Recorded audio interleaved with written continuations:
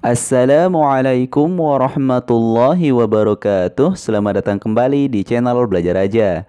Di video kali ini kita akan membahas materi PPKN kelas 10 bab 5 Integrasi Nasional dalam Bingkai Bhinneka Tunggal Ika dengan subbab yang pertama, Kebinekaan Bangsa Indonesia. Sebelum kita mulai belajar, mari dukung channel ini dengan klik subscribe.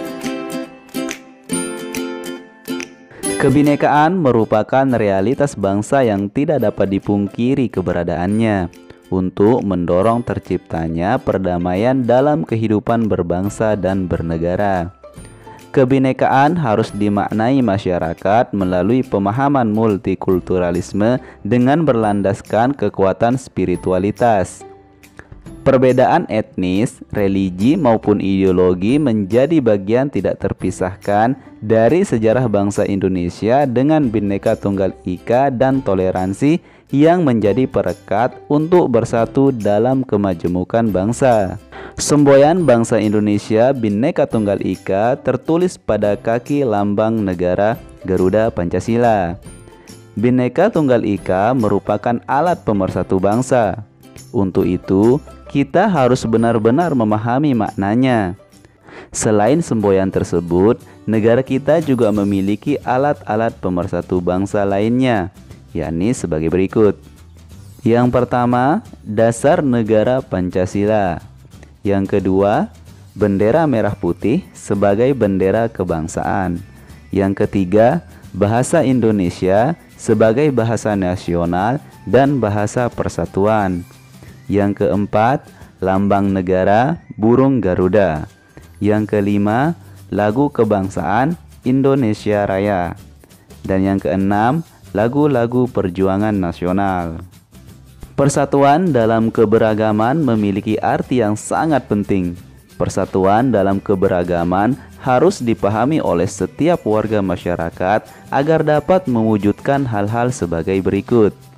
Yang pertama, kehidupan yang serasi, selaras, dan seimbang. Yang kedua, pergaulan antar sesama yang lebih akrab. Yang ketiga, perbedaan yang ada tidak menjadi sumber masalah. Dan yang keempat, pembangunan berjalan dengan lancar.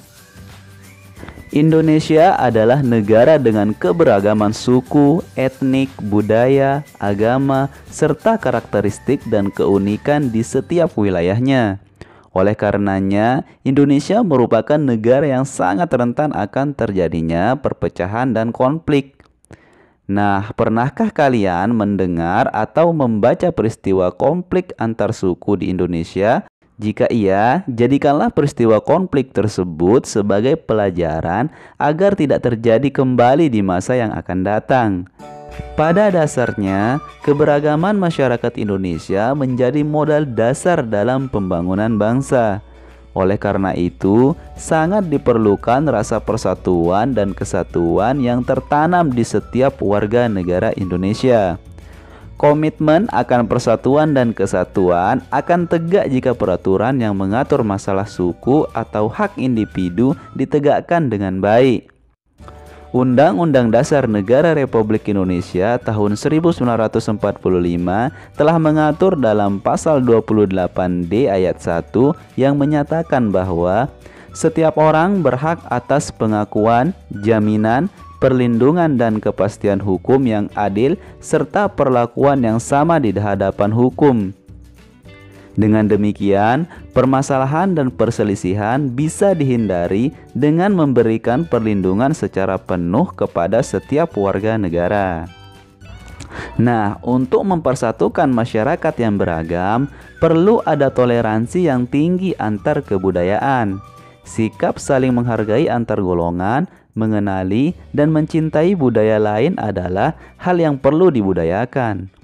Contoh nyata implementasi hal tersebut adalah dengan mempertunjukkan tarian suku-suku yang ada di Indonesia.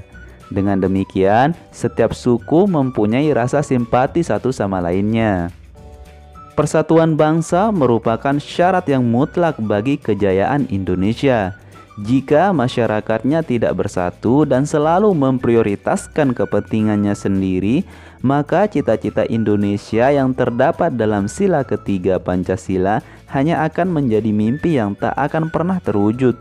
Kita harus mampu menghidupkan kembali semboyan Bhinneka Tunggal Ika yang berarti berbeda-beda tetapi tetap satu.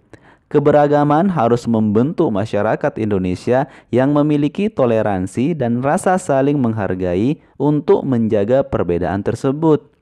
Kuncinya terdapat pada komitmen persatuan bangsa Indonesia dalam keberagaman. Nah, demikianlah pembahasan kita di subbab yang pertama ini.